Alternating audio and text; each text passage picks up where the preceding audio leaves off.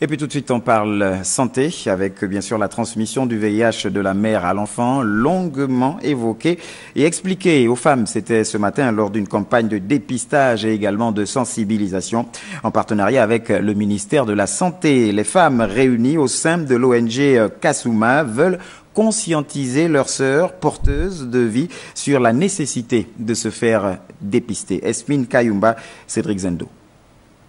Le dépistage du VIH-Sida pendant la grossesse, une exigence pas toujours respectée par de nombreuses femmes enceintes, alors qu'environ 80% des nouvelles infections surviennent suite à une transmission mère-enfant, d'où cette énième campagne de sensibilisation et de dépistage gratuit.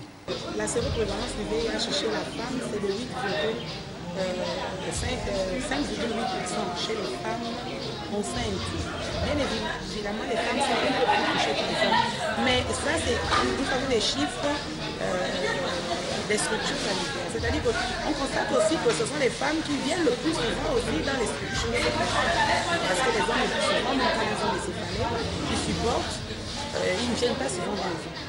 Qu'à cela les femmes sont plus touchées que les hommes. Et c'est pour ça qu'on a aussi beaucoup plus de messages pour les femmes, parce que comme vous l'avez dit, les femmes aussi sont porteuses de vie.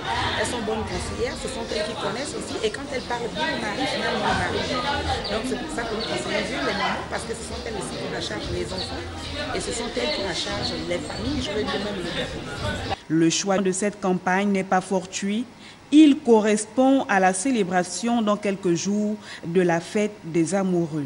C'est un prolongement de ce que font les instances du pays en termes de sensibilisation, en termes d'organisation de manifestations lorsqu'il s'agit de journées internationales ou mondiales par rapport au VIH-Sida.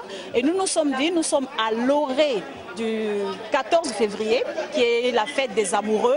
Il est plus que temps, en termes d'association, de mobiliser les gens, de sensibiliser les jeunes, de sensibiliser les parents pour leur dire que le sida n'est pas une utopie, c'est une réalité et il faut véritablement prendre soin de soi.